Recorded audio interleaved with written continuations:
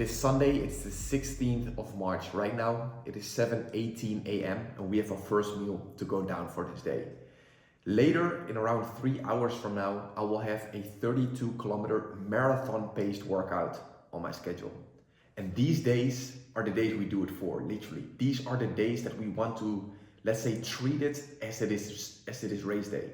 We want to prepare ourselves days leading up to this day. We want to have the right nutrition in our body and fuel ourselves as it is race day. And of course as well, we want to recover the way as we do at race day. Why do we want to do this? We want to be proactive rather than reactive. We don't want to, let's say, consume a lot of carbohydrates, a lot of, let's say, different stuff than what we will do for race day. We want to prepare and we want to accumulate to the circumstances that we will create for ourselves on race day. So right now, I will have my first meal of the day. 3 pieces of sourdough with some jam on it, 1 whole banana, and to top it off, of course, some honey. Then I will have some Kaizen fuel and some electrolytes as well later this morning prior to that workout. Literally, these workouts are very big confidence boosters. I'm super excited for it, but we also need to treat it like race day, with, for example, carbohydrate and sodium level loading. Good morning.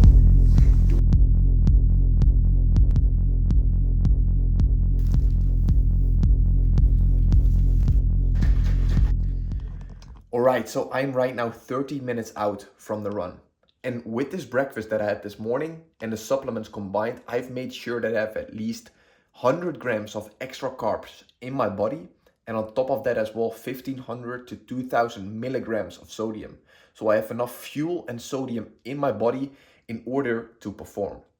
On top of that, I will also have 3 gels that I will carry with me during the run. I will take one at kilometer 8, at kilometer 16, and at kilometer 24.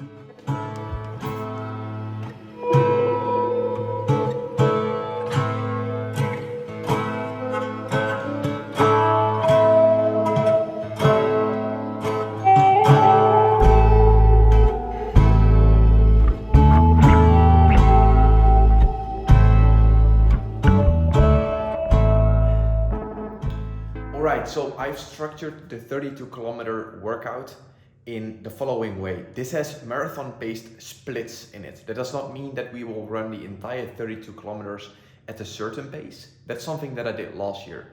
This is structured in another way, which is as follows. We start the workout with an 11-kilometer easy-paced run at around 4:45, 4:50 minute per kilometer pace. Just easy pace, nothing too much. Then we have 8 kilometers at a 4:05 minute per kilometer pace. This is around 10 seconds faster per kilometer than the goal that we should hit consistently to run a sub 3-hour marathon at race day.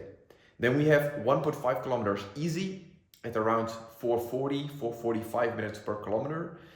Then another split of 5 kilometers at 4 minutes per kilometer pace. This is anywhere around 16 to 17, 18 seconds faster per kilometer than the marathon pace that we are aiming for. Then 1.5 kilometers easy again around 4:40, 4:45 minutes per kilometer pace. That's what I'm aiming for. And then one last split in terms of marathon paced splits of 3 kilometers at 3:55 minutes per kilometer pace. This is around 20 seconds faster than the goal that we have for marathon pace. And then to round it off with a 2-kilometer easy pace run at again 4:40, 4:45 minutes per kilometer pace. So right now, there's only one thing left, and that is the workout itself. So we see each other after the run.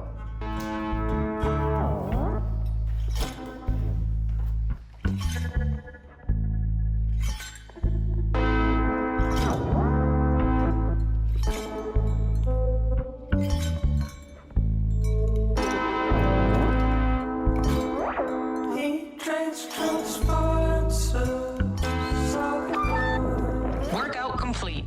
Time 2 hours, 16 minutes, 28 seconds. Distance 32 kilometers. Average pace 4 minutes, 16 seconds per kilometer. Current pace 4 minutes, 29 seconds per kilometer.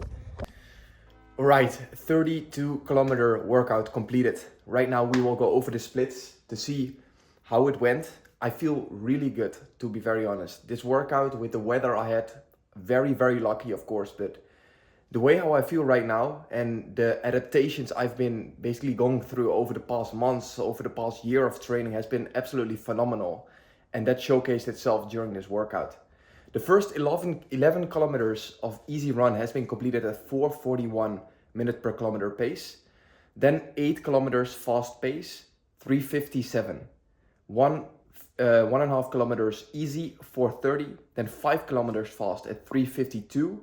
1.5 kilometer easy at 4:34. Then the last split fast of 3 kilometers at 3:50 minutes per kilometer pace. And then of course to round it off, 2 kilometers easy, 4:25 minutes per kilometer pace. All splits basically faster than I expected. I'm so happy with this workout. This is such a confidence booster, and how I feel right now is just absolutely amazing. Next week, a new week of basically marathon training. But you know, during these 8, 5 and 3 kilometer basically splits, we will basically, you know, just become used to the adaptations that we need to go through in order to become, let's say, faster, to run these splits, the 8 kilometers, the 5 kilometers and 3 kilometers, even faster than the marathon pace that we are aiming for. That's what we, you know, that's what built confidence. And this workout overall, when I'm looking at it right now, it has been phenomenal. I'm so happy with this, with the preparation leading up to this workout and how it, of course, eventually worked out. You know, especially when you're 25 to, let's say, 30 kilometers into a run, you know, we are literally hardening our legs when we run at a certain pace, let's say 4 minutes per kilometer. These kind of workouts, that's what we do it for. And, you know, marathons are hard. It is hard. These workouts are hard. Of course, physically, right? Because eventually, maybe you will become exhausted. You know what your current level of fitness is. Physically, it's very, very hard, but even more mentally.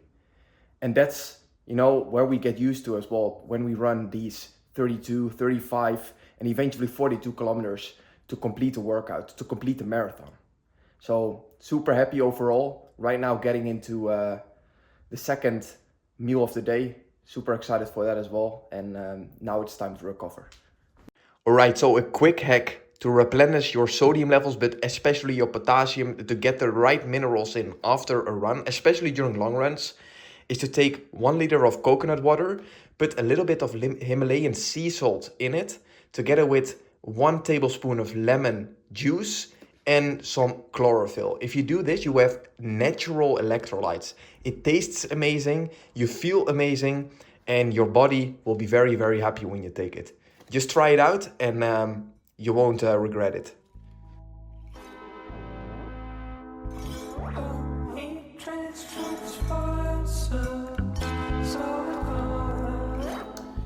So during this run, I was just thinking about something, because I remembered basically what I did last year. And let me explain what I did.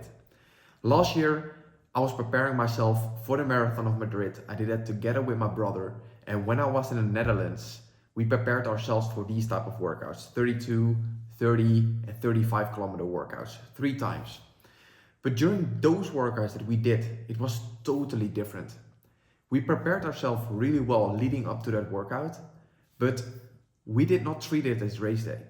We did not go in that workout with the intention of holding, let's say, maybe a certain pace or going for, let's say, a specific split that we want to aim for. Maybe even putting in intervals, right, that we did right now. What we did last year was running with the intent to finish. Right now, I'm running with the intent to hit splits that I've set for myself in order to build up confidence that I can finish the marathon at a certain pace that I want. And that is totally different. So I remembered it very, very strong during the run, what I did, with what kind of intent I went into those workouts and how it has shifted right now, literally 1 year later. You know, if you expect to show up race day and you want to hold a certain pace, right? Let's say you want to hold a 5-minute pace, but you have, let's say, never sustained that pace for a certain amount of time or faster, maybe 20, 25 or 30 kilometers into a run, into a workout, into your training, then you're just wishing.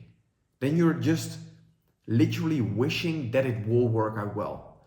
But if you, for example, set the standard and you're gonna execute on it, you know that you can hit a certain pace, and that is the confidence booster that you need in order to show up race day with the confidence that you need to have in order to actually hit that goal that you want to hit, right? If you finish these kind of workouts with a clear intent, you go into it with a very strategic way, you have planned it out, you executed on that plan, and you finished that workout the way how you wanted or even faster, you will show up race day knowing that you can finish that race, knowing that you can finish that race at a certain pace. You're not just wishing, you're actually doing the work that's needed, that's required in order to achieve it. And that is the difference. Look, these workouts that we do, this is about one thing. And that is not to do it for others. That's not to prove others wrong. It basically is here to prove ourselves right.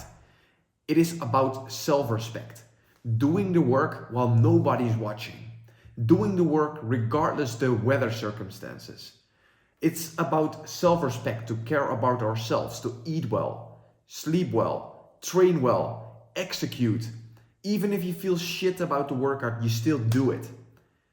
And that is basically preparing yourself to be ready to achieve that success that you have in front of yourself. That is the difference.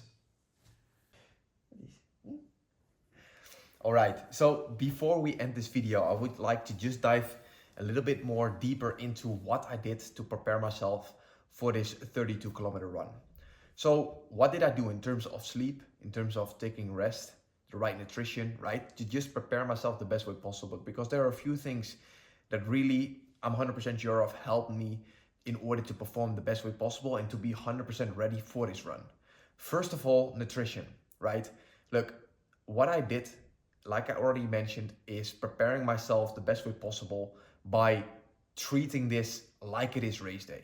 And what I did was literally a carb up. What that means is we are gonna increase carbohydrates around 2, 3, 4 days prior to this run in order to top off muscle glycogen and to store that, let's say, some more carbs in the liver and more, let's say, in my body in order to use that as fuel during the run.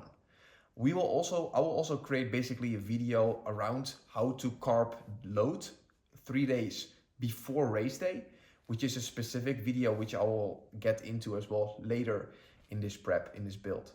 But what I did was increasing carbohydrates in my meals by just very simply including more carbohydrates when I had breakfast, in my breakfast, or during dinner, or even lunch, right? Preferably lunches. I don't want to, let's say, include too much of carbs normally in the evening because that really slows me down. But what I did during a carb up is that I just literally increased the carbohydrates in my meals. I did the same for sodium, so I added a little bit more of salt.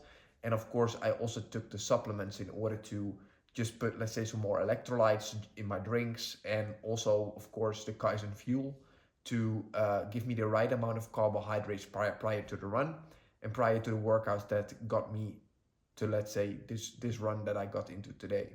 So in terms of nutrition, what I had for example, for myself, 3 days prior leading up to this workout, which started on Thursday, was every single lunch, so midday, I had 1 cup of rice with either ground beef or a steak or ribeye with 3 pasteurized eggs.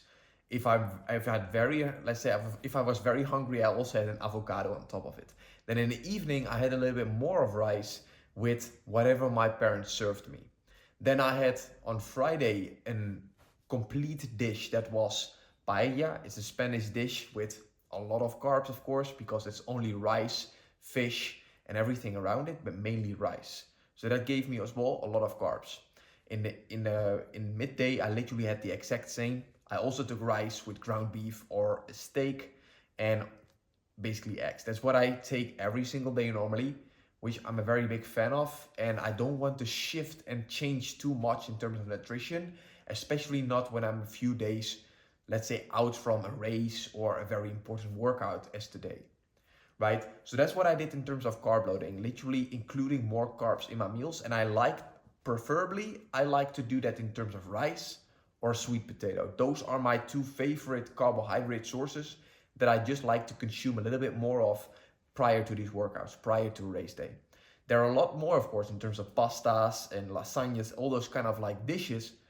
But to be very honest, that just doesn't work really well for me. And that's why it's so important to just test what works for you. For me personally, when I take a pasta, for example, my stomach, it falls really hard on my stomach. It's just not giving me the right amount of, let's say, good energy in that sense in order to thrive during these workouts. It's very, very heavy on my stomach for myself personally. And that's why I, for example, prefer to have either rice or sweet potato. But that can be, of course, completely different for you. So just test it. That is still like my key takeaway. Test it. Do that, especially during these workouts, because this is not race day. You can make mistakes here. You can do things and you will recognize things that maybe are not working for you. But that's the thing that you want to get into so you understand what does work for you. And that's the thing that you need to know prior to race day. That is very important. So that's what I did in terms of nutrition. And yesterday I just had a lot of more carbs, of course, as well. 2-3 cups of rice with of course some lean protein. So sleep, what did I do yesterday specifically? To be very honest, 2 to 3 days prior, I did not really focus on my sleep too much. I just had around 6-7 hours of sleep as every single day. Yesterday I had 7.5 hours of sleep because I just went to bed earlier. I just wanted to be as rested as possible. And that worked really well for me. I'm 100% sure. I felt rested when I woke up and I just had, let's say, the right amount of energy in the morning already. That got me to, of course, led up to even more energy later in the morning when I started my workout. So that's something that I did do for, let's say, for sleep. And in terms of rest, yesterday, my parents asked me, for example, to go on a long walk for like 1.5 hours, 2 hours or something, to just, easy, just conversational pace, like literally just walking. But I refused it. I said, no, I will not do it. Why? I've seen last year during my marathon prep that I basically walked way too much prior to race day. And what that did was increasing my strain level, which is the stress on your body. When you're walking, you have stress on your body. When you're working out, you have stress on your body. And those stressors you want to keep as low as possible when you get into race day or these kind of workouts, because that will allow you to just have more energy the day that it really matters during that workout. So I said no. I basically kept my steps a little bit lower yesterday in order to feel better today. So that's what I did to fuel myself and properly, and to fuel myself the best way possible for this 32-kilometer workout. So we are right now 9 weeks out from the Utrecht Marathon. And in 2 weeks from now, I will have also another 32 to 34-kilometer workout.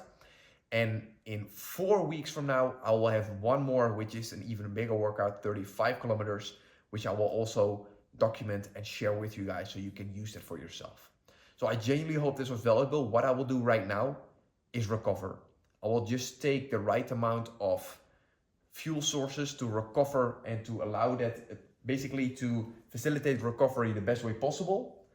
Take some rest tonight in order to be 100% ready for a new week of training, which starts tomorrow. Thank you for watching. I hope this was valuable. Looking forward to seeing you in the next video. Peace.